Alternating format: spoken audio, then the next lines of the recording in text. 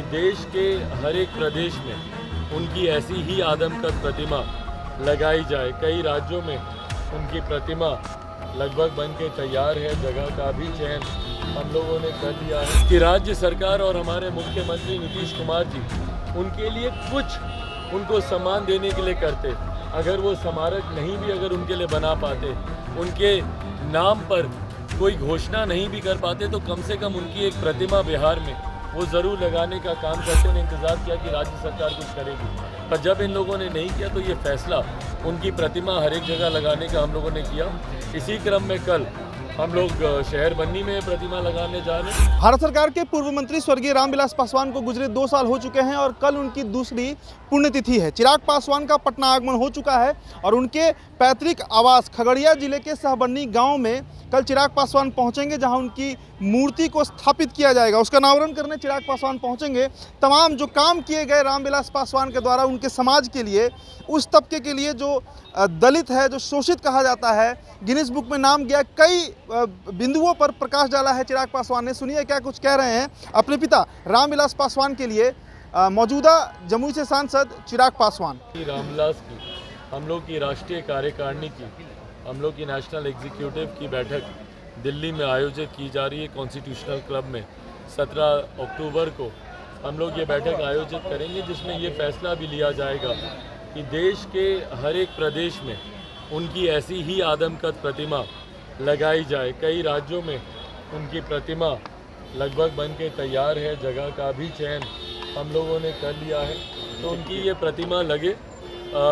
ये जिम्मेदारी, देखिए, प्रतिमा लगाना महज किसी को सम्मान देने मात्र भर ही सीमित नहीं रहता है। प्रतिमा जब लगती है तो आने वाली पीढ़ी उस प्रतिमा को देखकर उनसे सीख लेती है, उनके किए गए कार्य को याद करती है।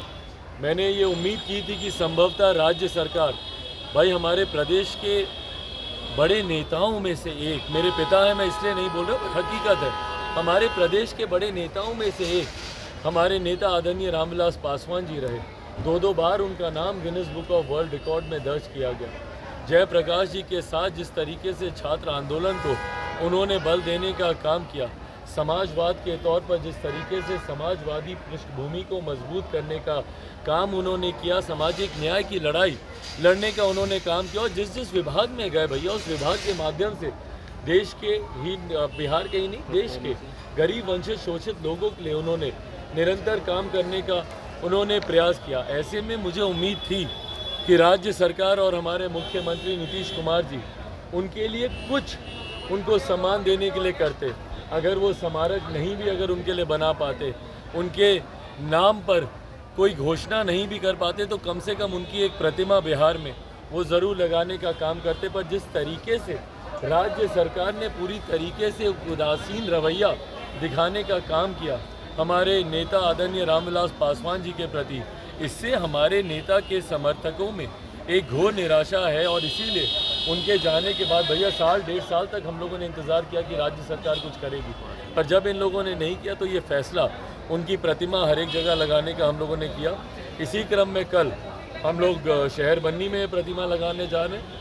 तो चिराग पासवान पटना पहुंच चुके हैं। ये काफिला जो आप देख रहे हैं, ये काफिला चिराग पासवान का है, जो अब यहाँ से निकल रहा है। कुछ ही देर पहले पटना पहुंचे हैं और पटना के एयरपोर्ट पे ही उन्होंने बताया कि कल किस तरीके से सहबन्नी गांव में जश्न मनाया जाएगा और पुण्यतिथि है, तो मूर्ति का भी जिक्र किया। इसके साथ ही साथ चिराग पासवान ने यह भी बताया कि आने वाले दिनों में वो ये प्रयास करेंगे कि लगभग जितने भी जिले हैं बिहार में, उन 38 जिलों में रामविलास पासवान की एक बड़ी मूर्ति स्थापित की जाए। आप बने रहिए बिहार टॉप के साथ। शुक्रिया।